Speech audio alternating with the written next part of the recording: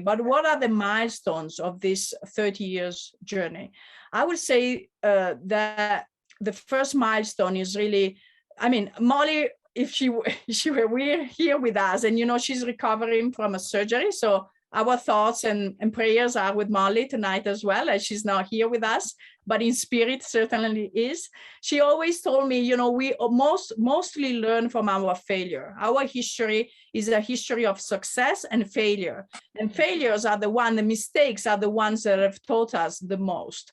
And so as we are an organization which is committed to learning, I think the milestones are those milestones that reminded us that we needed to learn further, to listen further to communities in order to serve, their future and their dreams. So I would say the first milestone has been the first public declaration, Malikunda Bambara in 1997, and then 1998, the public declaration in Debugu. Those declarations has taught us that the power of social norms.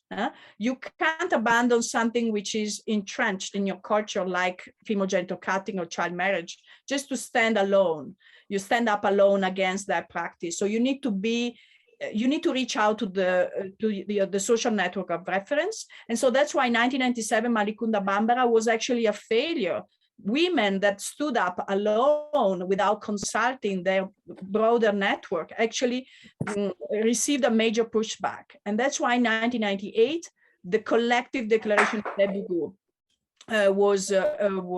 happened, because people realized that they needed to reach out to the full network, and that was a real success. So definitely that is the first milestone.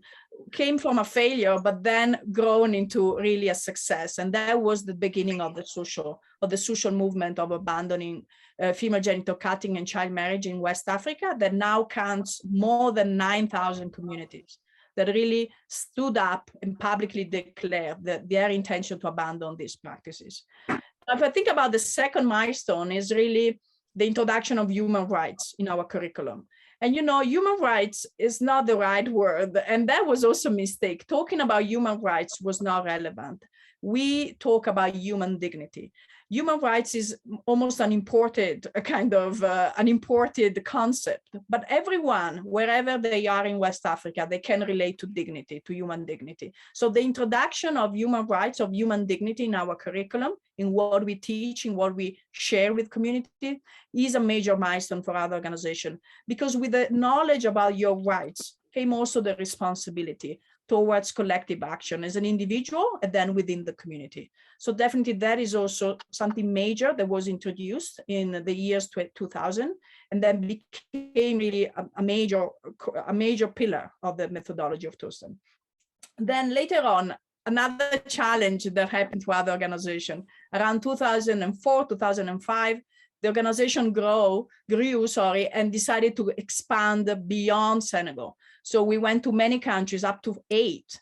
That was a challenge again for the organization. We stretched the organization in a way that, of course it was growing organically, but very rapidly. And so we found ourselves in many geographies, 8 at a time. And we also needed to build a system to get there. So that experience taught us a lot as an organization. And today we decided to recoup, and we are now operating in 5 countries. And with that experience, of course, brought us a lot of lessons in terms of programmatic, keeping the quality of our programs, and also really about the sustainability of our organization. Now, let me finish by the last milestones, which is, of course, the transition. Tostan is an organization that was founded, of course, by Molly Melching and was built around Molly Melching, because, of course, the visionary, the visionary leader that we have had, that we still have. Molly is still with us 100%. I think the transition was a major milestone in our organization as well, because it has propelled the organization into the future. I would almost say into the next exciting 30 years, and maybe many, many more. And I think that also brought also a process of rethinking the organization and transitioning the organization from a founder-centered into a team-centered. And Molly today is the proudest founder to say that this is beyond her, and this is certainly beyond Elena, beyond Jessica, beyond all of us. This organization is here to stay, and it's here to really develop into what is needed for communities to thrive. Yeah. So this is the amazing journey of Tostan in a nutshell. Thank you, and Charlotte, for asking this important and exciting question. Thanks, Elena. Tostan certainly has an interesting and successful growth since its start.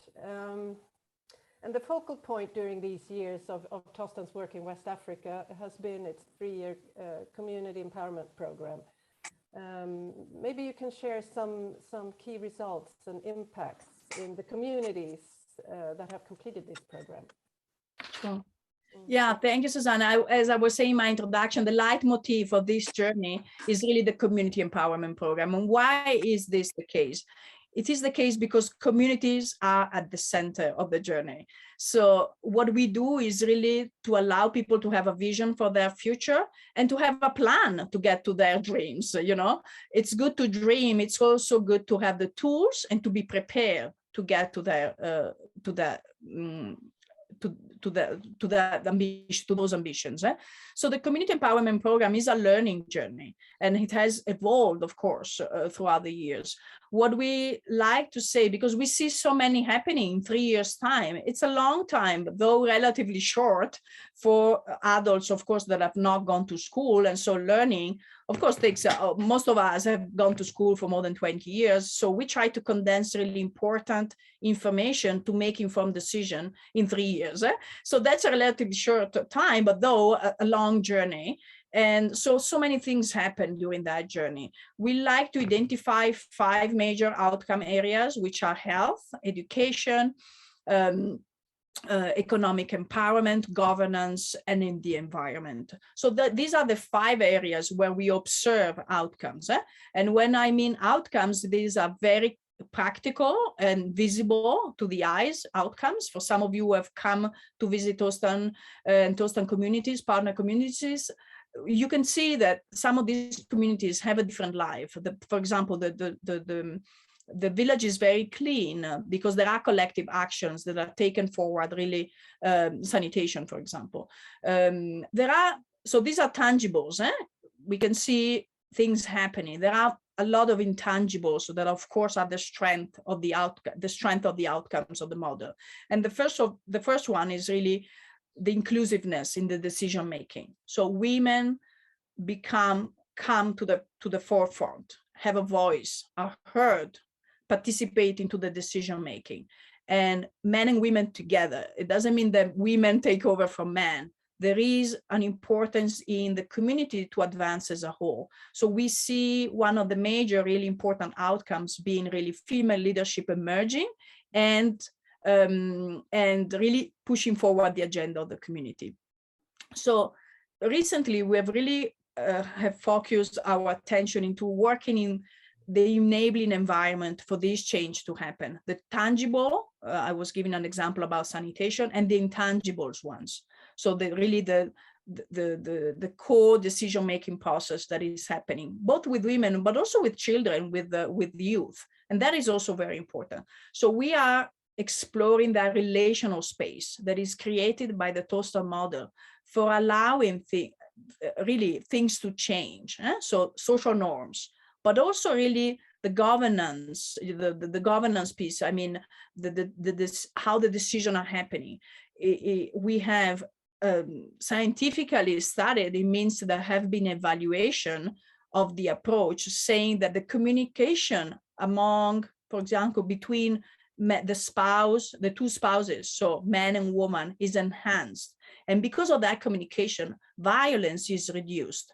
And in particular, for example, intimate partner violence. And that is really very significant. And from a statistical point of view, on our website, on one of our page, the evaluation page of the website, you can find many evaluation of what they are, external evaluation. So it's not Tostan saying, it's other partners saying what the outcomes of the model are. But I think we are mostly proud of a few of them. And this is, of course, reducing violence and creating a context which is the protection of women, a protection agenda for children as well, of course, is very important. So I would say these are the major outcomes, but I couldn't, this webinar wouldn't be enough to describe all of those. I just want to leave you with an image, which is really something I'm always inspired by. So when I became CEO 5 years ago, I traveled to the Gambia. I really wanted to go and visit communities to understand. So I traveled to the Gambia. I traveled to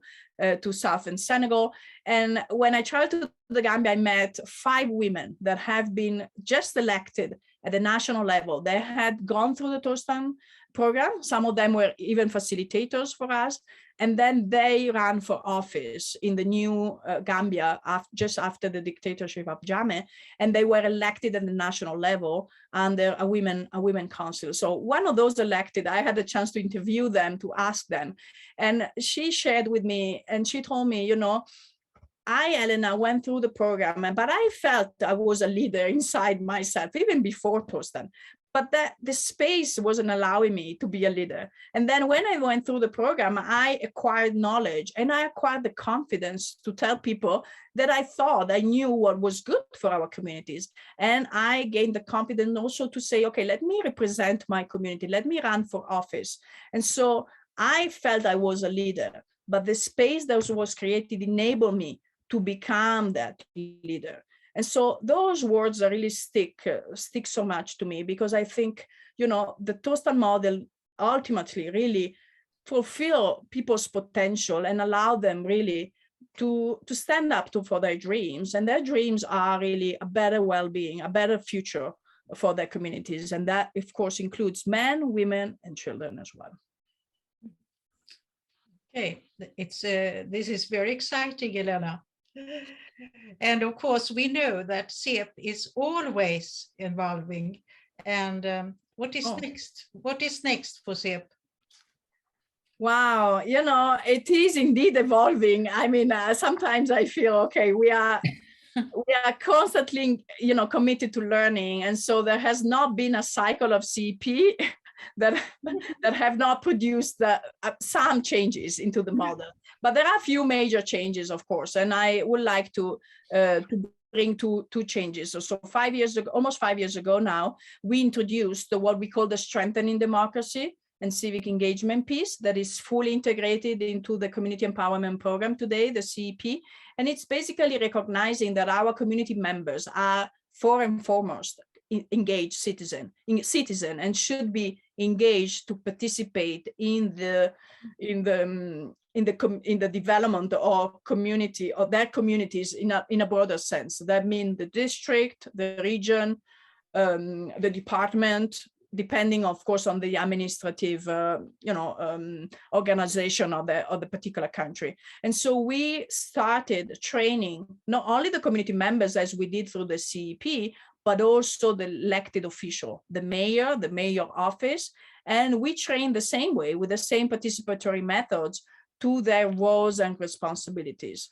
Some of these community members elected, they didn't know exactly what they were supposed to do as mayor, as councillor. So knowing in their local language what their roles and responsibilities were created an amazing, really enabling environment for people to allocate resources, because there is a little resources coming to the district level, to the regional level, maybe few, but still important resources that can be devoted to what the communities identify as being their needs.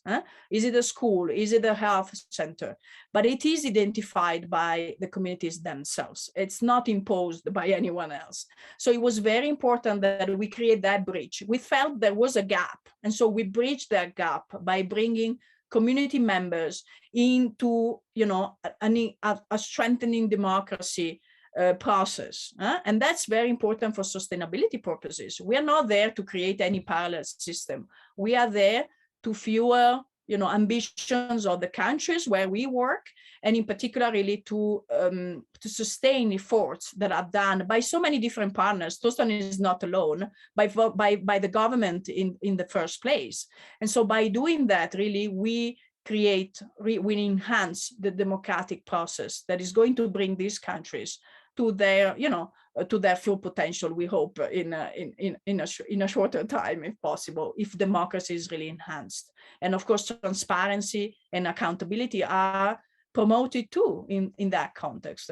And so I think this is next. I mean, this is happening now for the CEP.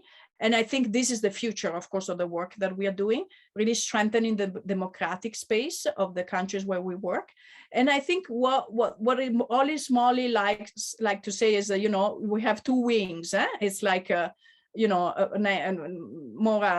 bird with a long, we have a long view, a long vision. So there is that, the education piece, and this is what we are really doing. And then there is, of course, the economic piece. And the education, the ambitions need to be fueled, but of course, access to resources. And education really enables access to resources. But I think when you ask me what's next, to me is really reinforcing that economic piece. And we are doing it already. But I think a focus and the next strategic cycle that is coming up would really be looking at that. How can we enhance the economic opportunities that are enabling then allocation of resources where the community really needs? Yeah. We talk a lot about the Tostan model, and I know it's not really easy to compare one organization to another, but what would you say is the main difference from Tostan's models and other approaches? Mm-hmm. Thank you so much, Susanna. You know, we, as I said, I think Tostan is not alone, and there are so many different organizations and wonderful organizations really contributing to the broader agenda. I think Tostan does things differently because, as I have already said, I think in each and every question puts people at the center. And, you know, it might sound common sense. It is not in our sector. And I think there is more consciousness now, maybe it came more with COVID, that people should be entitled.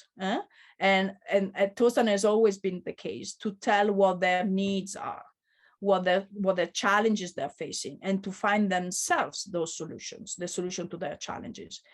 It is common sense. It is not in our sector even today. And that's why it's so important. The work that Tostan does, putting community at the center, allowing community to develop their vision for the future and to prepare them to have the tools really to develop that, but also to fulfill plans that can bring to their vision. And, you know, organizations that we welcome at the Tostan Training Center to share this approach have a kind of aha moment. Okay, we need to ask people what they want. We need to ask people what they need. We need to allow them to find their solutions. Today, this is still not the recipe for success in our sector. And that's really not what we want. And that's why we have become over the 30 years more and more vocal. And we have an influence agenda today where we want to influence other organizations and particularly donors, those who put the money into our sector, to really think differently. And that different means putting people in the driver's seat, so allowing people to really define their agenda, but also listen to people. Feedback has been why Tostan was created. Molly saw 30 years ago that people were not prepared. It was evident, projects were collapsing the minute the person was leaving, not because people were not able to do that, because that was not their needs, that was not their priority. And so listening to people, and again, it might sound like common sense, it's not. So feedback. Tostan was born, it is based still on feedback from people. If things don't work, we change. We are not afraid of changing every cycle and revisit. We constantly listen to people and then ask them, what do you think? What has happened? And even more, during the past 10 years, we have increasingly invested resources in understanding better what impact means for these communities. Listening is at the core, feedback is at the core of the system. Something which is also different is, I think, the community-led piece. And this is also becoming a buzzword, but,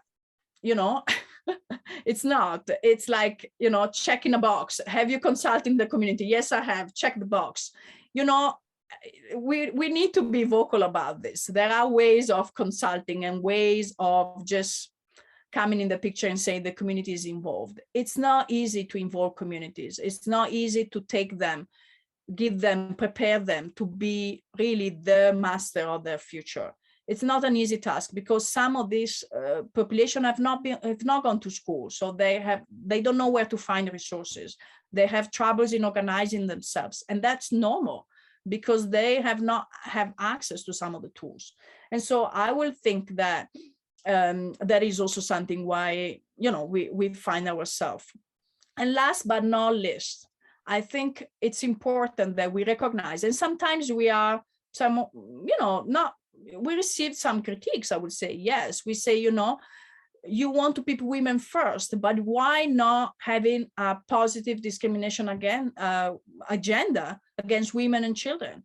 We have seen that, even if it is counterintuitive, maybe, we have seen not being successful. We need to bring the community together as a whole forward, because man needs to be part of that. We can't just say, okay, let's work with women, let's work with children, and then women will come along. Men will come along. They will not. They will resist. They will push back. And women and children will be the ones suffering from that situation. So let's stop saying, okay, let's work, you know, let's talk about women's rights. We have seen that that doesn't work. Let's talk about the human dignity. That works. That men feel included, religious leaders feel included, traditional chiefs feel included, and they become the champions for women to be part of the decision-making process. So this is also why Tostan is different. It goes to the root causes of inequalities. It doesn't stay at the surface. Surface is it's not an easy journey because there are many challenges, but we go for the deep causes, root causes of inequalities. And I think this is where our success comes from. Yeah. I think so also. I agree with you, Elena. I want to move into COVID again. You mentioned that briefly. In the past 2 years, how has COVID-19 affected your work, Elena? Yeah. And what role has Tostan played in supporting communities in this time? Yeah, thank you, Anshalo. The COVID question and the COVID time, you know, has been, of course, an exceptional time for all of us. And, you know, I'm very positive. I'm an optimistic, and I'm very positive. And I think Tostan helped me even further in that optimism journey. And I want to find silver lining here. And so both for our communities and for our organization. So first of all, our communities. COVID showed how resilient our communities are, how prepared they were to take up new challenges.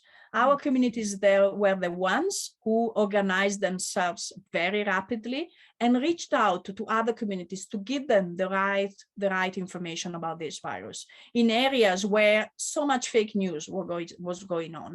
And also, you know, very remote and very distant from the center of the knowledge. And, you know, everything was happening in Europe, in the US.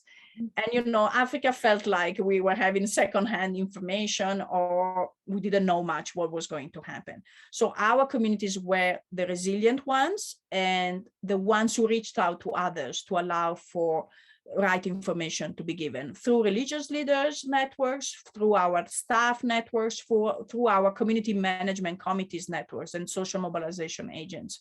So we couldn't have been prouder. Really, we were the proudest about them being able really to cope with these challenges, though they were, of course, very hit by this crisis. So organizationally, we shift gears immediately. We first thought that it was important to think about well-being and well-being of our staff first. I would say that COVID has been an amazing opportunity for us to push forward on our well-being agenda, internal well-being agenda, and I will tell you a little bit more when I come to the organization. So from a community perspective still, so first we thought, okay, our staff is also our community. So we decided to bring them home because they needed to stay with their families. And most of them really work outside of their family. You know, they travel a lot to be with communities. And so we decided for them to go back and be with their communities. And still today, I receive many phone calls that's from our staff saying, how grateful they are that they could stay with their families at that particular moment. And we didn't let anyone go. We paid salaries for all of them, all 750 at that time, and everyone was safe at home and be able to communicate over the phone with, of course, the communities that they serve. And that was a major achievement already. And I know that some of you have supported that effort.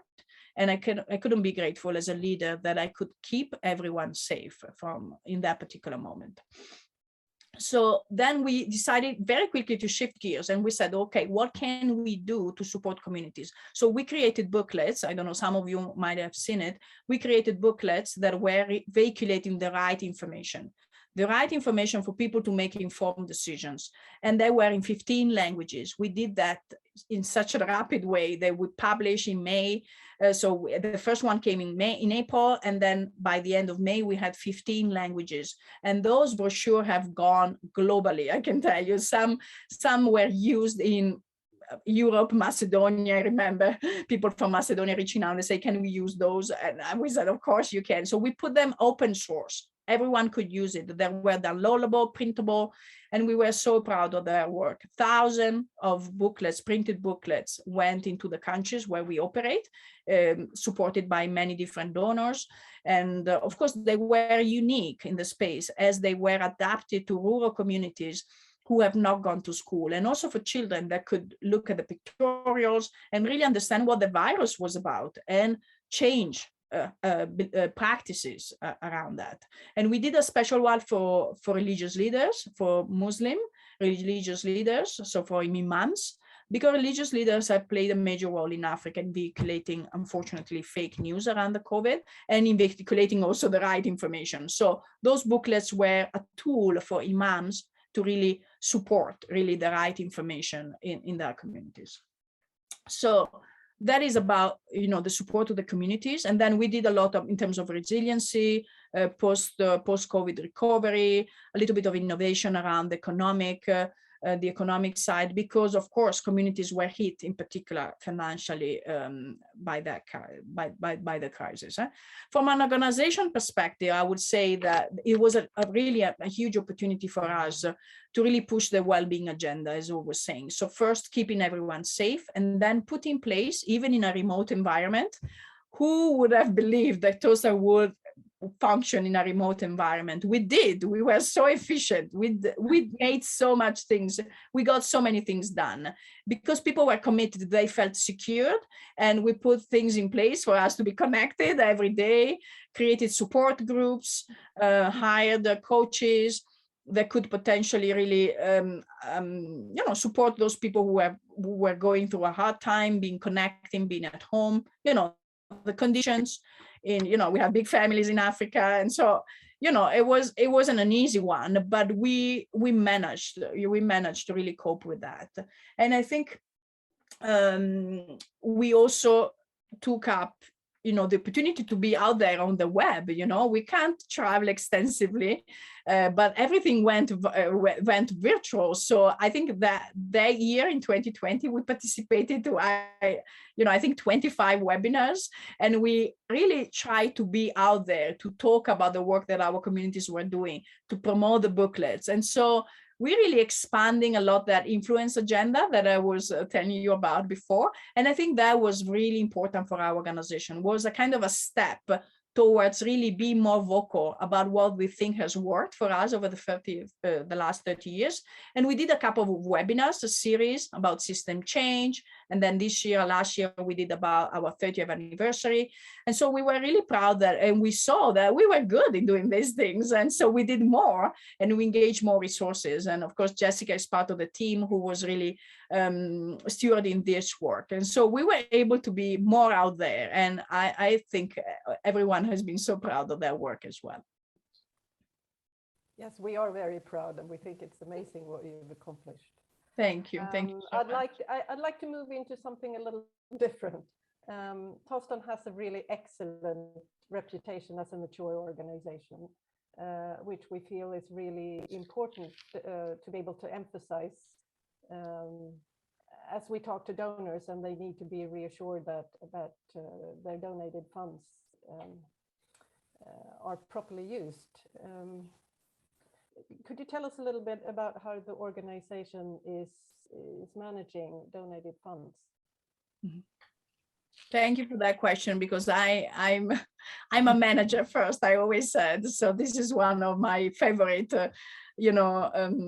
piece of the story, because I strongly believe that, strong organizations are strong because they are built on strong systems, on strong foundation. And then if they are strong, that they can deliver really quality. And, I think we are obsessed by quality. We really want the program to be excellent and not less than excellent.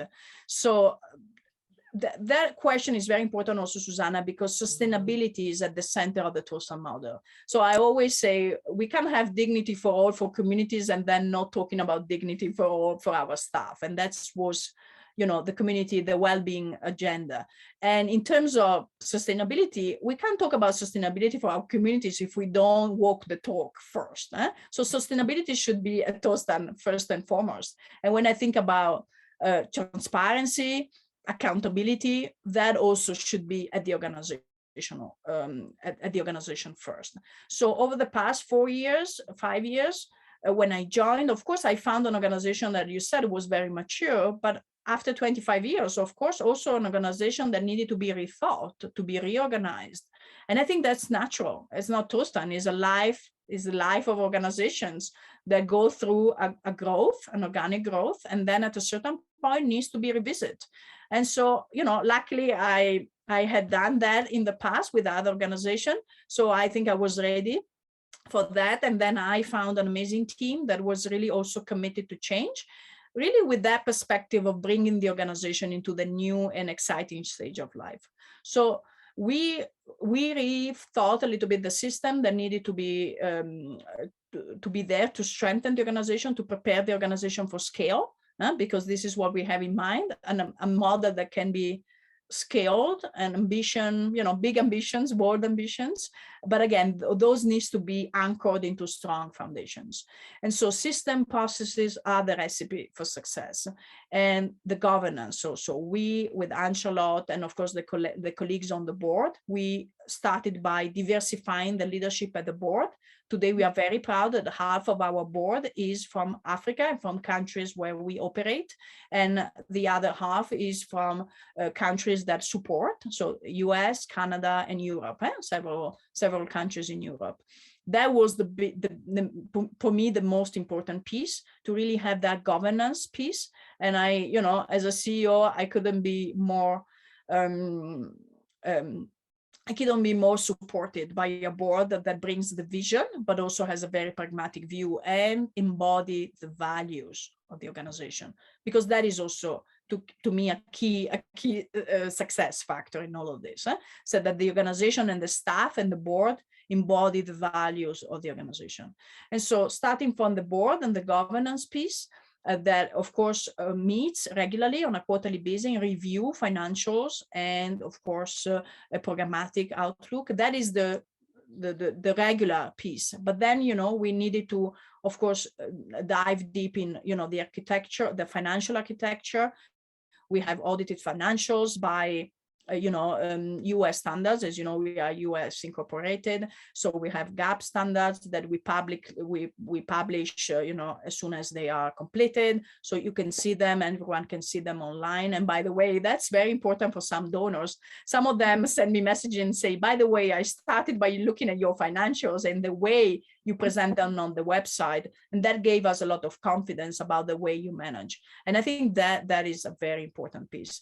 And then I would say the risk management piece, it's an important one. COVID is just an example, but there are many risks that are associated in delivering services, delivering a program, receiving resources, account for those resources. So we invested a lot, me and Kaji, who is our Chief Finance and Operation Officer, Kaji Diop, who is a Senegalese born, but worked overseas for almost all her career, but decided to come back and serve in her home country. And so we really invested a lot on, the internal audit. The external audit is important, but also the internal audit processes, which with major pieces that to me need to flag, for example, the conflict of interest, privacy, confidentiality. There are many many aspects of that risk management that are, of course, critical. And then we institutionalize the process. I think this has been really a key cornerstone of what we have been doing. It's not only putting things in place, but institutionalizing them.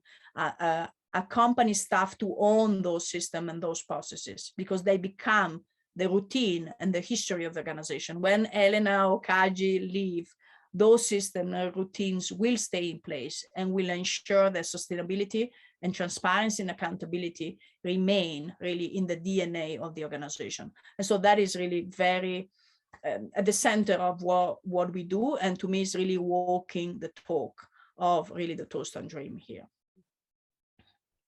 Okay, thank you. We can move into Tostan's future now. Can you give us some insight into what we can expect from Tostan in the future? What is Tostan's vision for the next 30 years? Thank you, Charlotte. I would like to ask you that question, all of you actually. And we are embarking in this amazing strategic journey. We want to rethink we come to an end of a strategic cycle in 2022, 2023. And so this year, 2022 is devoted to thinking.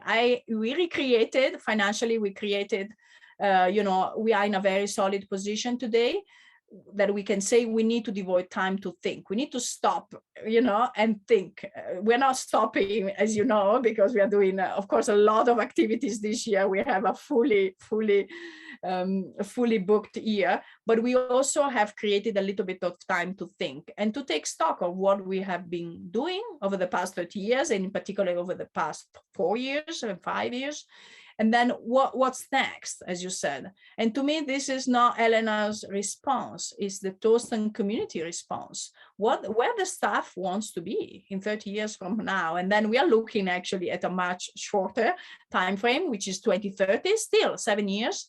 And I'm, asking also you as a board member, and Charlotte, where do you want Tostan to be? As a community, Tostan Sweden, and all these colleagues and friends that are on the phone tonight, where do you want Tostan to be? I think it's a community effort. And so while I was talking with the consultants, a few months ago and saying, they were asking me, where do you want this organization to be? I said, I want this organization to be where staff and communities want this organization to be, because this is their future. It's about their future, and we are enabler of that vision. And so I think this is very important to me. And then, of course, as Elena, I'm part of this community, and I see Tostan being solid and being really geared towards bigger ambition. To me, scale means sharing our methodology, doing what we're doing. Of course, it's important to do, because that is the learning piece, and we are committed to learning and to that learning to continue. But we also need to share what we have learned. I think it's important. We are mature now, and we have a lot of knowledge that we need to share with others so that they can, be inspired by our journey. And so I think as Elena, part of this community, I see the organization sharing more, investing in building system to share more systematically, to ensure that quality is also in that sharing, not that, we are doing a wonderful training. Some of you have had the chance to come. It's a 10 days training. And today, exactly today, the first advanced training started, a 21-day training, who basically will allow people to do a step-down approach to train their membership. So we are welcoming Nigerians, networks of civil society organization and religious leaders. There are 16 that have hundreds of members. So you can see, instead of training ourselves, 16 members, we are training 16 networks that are going to train hundreds of members. You see the amplification of the impact in this. So as Elena, I think about amplifying that impact. How can we bring that impact globally, and in particular in the African context, to that next level? And I also think about the future leadership of Africa. I think what I told you in the very beginning was about really bridging that gap, allowing the democratic process to flourish in these countries that really need this very, very much indeed, to fulfill their vision. And I think the future of Tostan is the African leadership and nurture that leadership. And I think we are very proud that the board has recently decided to devote a special fund that will go into African leadership through innovation. I think Tostan should be and continue to be in the innovation space. We have been pioneering for the past 30 years. We have been, whatever people, every buzzword, community-led development, human rights, decolonizing, development, all these words that are buzz today, that are actual today, we have been pioneering them for 30 years. So we need to continue being pioneers. We need to innovate. We need to continue refresh ourselves. I think this is the ambition as I have as Elena, and as CEO of Tostan, I really have the ambition to support the community, the Tostan community, the global community like you, and also our community members, the partner communities, and our staff are really an amazing community today of people that are proud and devote to their work.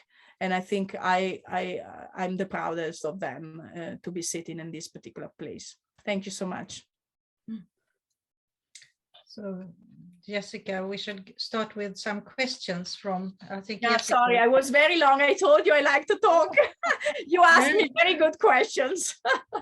Thank you for giving me this opportunity. It was wonderful to be able to share so much with you all. Oh, it's been lovely.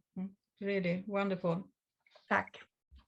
Yes, thank you so much, Elena. That was such a wonderful conversation that both Susanna and Charlotte have had. We have all been enjoying immensely here in the background. It's been a great conversation.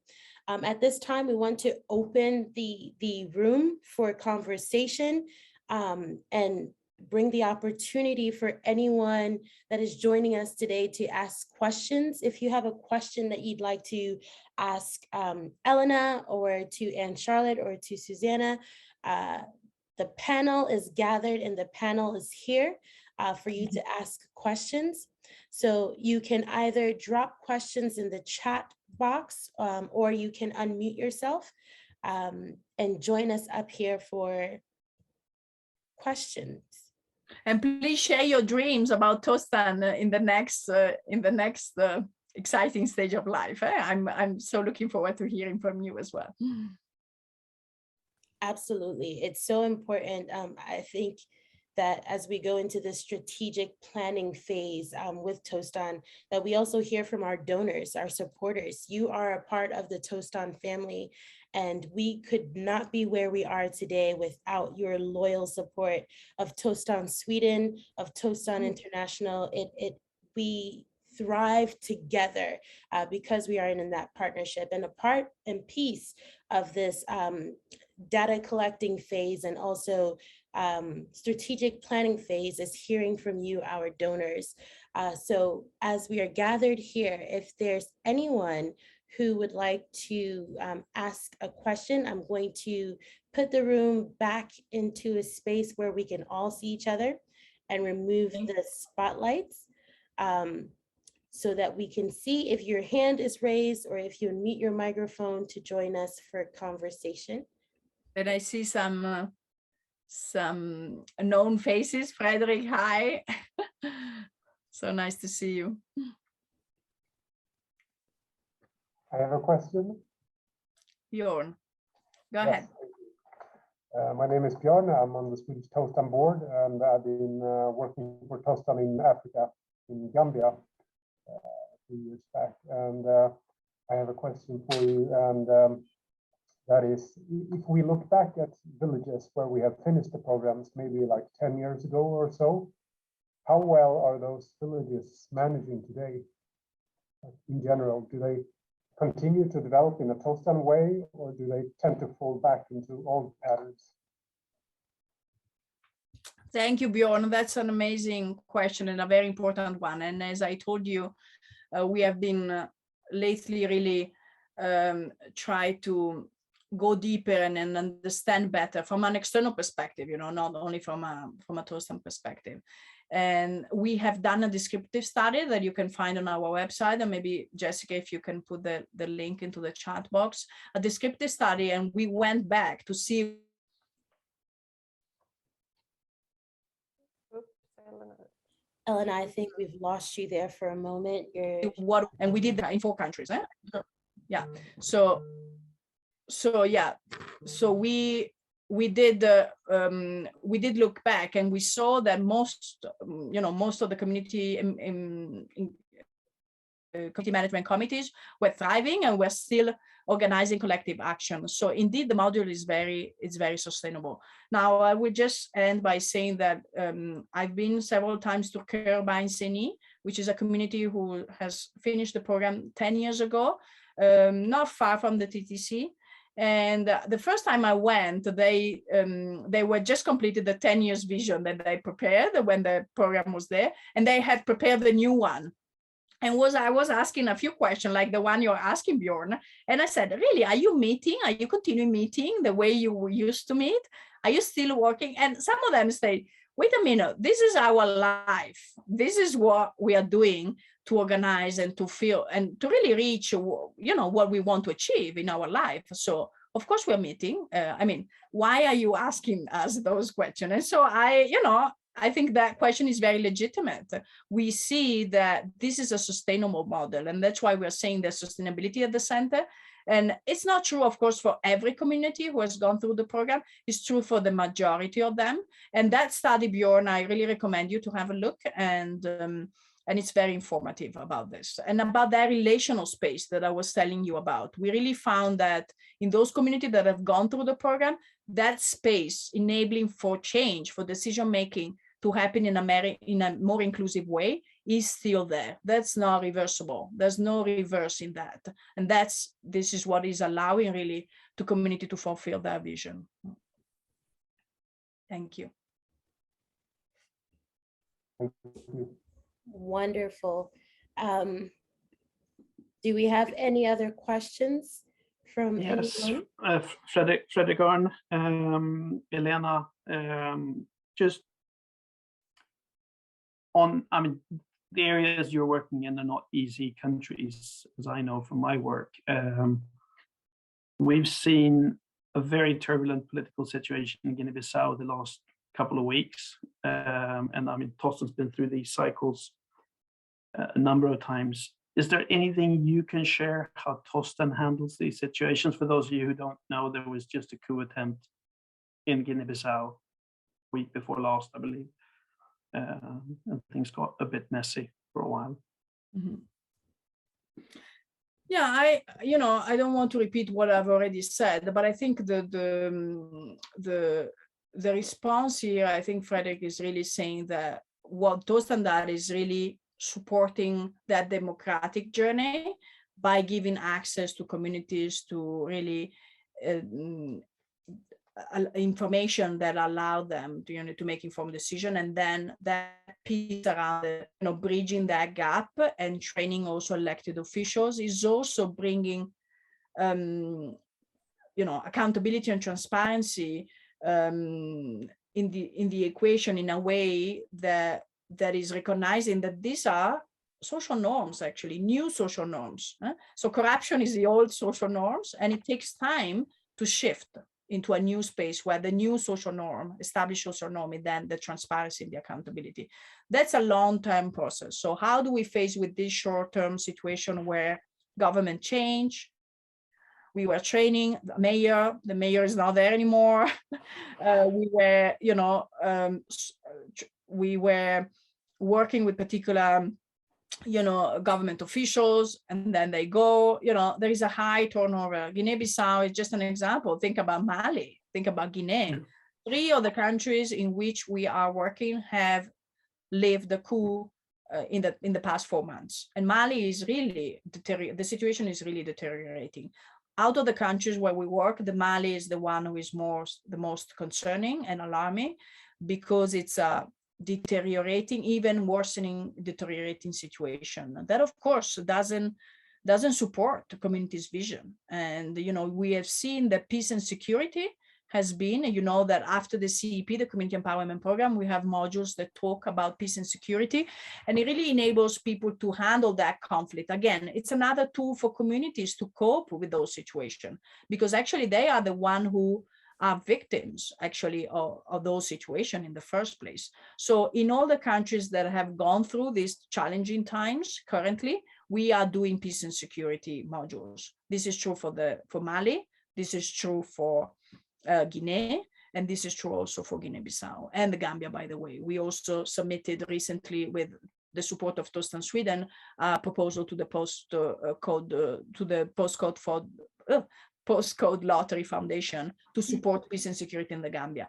These are tools that are needed in our countries today, supporting the democratic space, the civic engagement, and supporting peace and security as a way for communities to cope with this situation. I think is the way to go. These are the tools we have from, we are an NGO, of course, we are practitioners. So I think this is what we can offer. And what I think we offer is also to support countries to really, again, train their officials, train their technical staff. We do invest a lot in each country to bring technical government officials to the training center to learn on how to do things differently. I think this is our contribution to democracy, and I think we should be proud, and we are not going away from this challenging context, but because I think we are really needed there, and we will continue supporting our operation as far as it is possible from a safety, of course, perspective for our countries. I hope I did respond to your question. Oh, definitely. Thank you very much. And I think you are doing a brilliant job. Thank you so much. Thank you, Fredrik. Wonderful. Are there any other questions? Anyone else have some more questions? We've also included in the chat box links to some of the studies and also evaluation results from the reports and research that we have done collecting data within the communities that we serve. So these are some great resources for you to look at and learn more about the work that we are doing on the ground if you are interested. Yeah, the second link is the one I was referencing to, Bjorn, about the descriptive study, and the first one that Jessica put is also about the breakthrough generation, and some of you have supported the breakthrough generation journey through your contribution to Tostan Sweden. This is really the last iteration of the program. We are doing amazing work in terms of looking at the quantitative and the qualitative data. There is an hour-long conversation about that. It's really supporting whatever I've said. We have evidence of that through data, both qualitative and quantitative. Quantitative is not enough for the work that we do, but quality is also not enough. And so we need data, numbers to back up what people say, what people declare, what we observe from their language. And so we study the way they express themselves, the words that they use. Amazing work around the qualitative that was just published, actually. I don't know, Jessica, if you want, always on the same page, really. The breakthrough generation, the qualitative piece is also really amazing for those of you who are really interested in understanding the nature, the deep nature of the work that Tostan does. Thank you so much. Sorry, I'm long. I'm passionate, actually, very passionate. Okay, so at this time, we would like to not only, and Charlotte, if you'd like to take over. Yes, I would like to. We have reached the end of this webinar. I want to thank you all for participating and for taking your time to listen. Elena, I would like to thank you very much for this wonderful contribution. Thank you also, Susanna and Jessica. If you have not received answers on all your questions, please don't hesitate to contact us on info@tostan.se.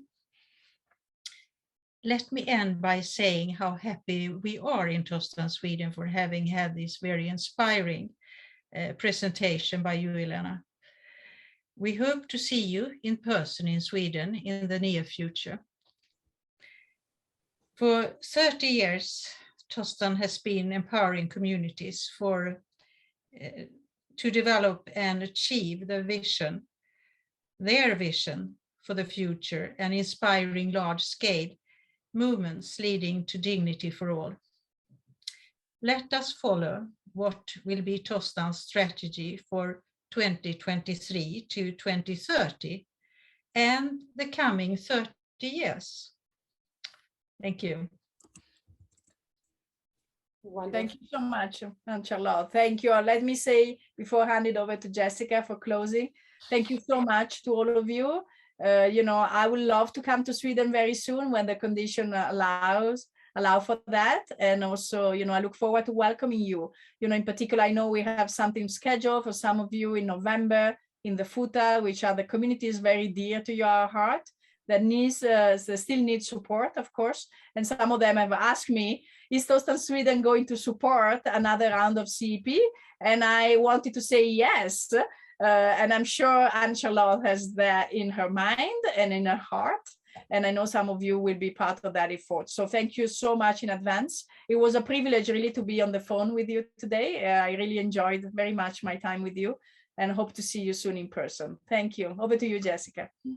Yes, thank you all so much for joining us today. We also want to take this opportunity. We don't want to leave without taking the opportunity to ask for your continued and ongoing support of Tostan Sweden.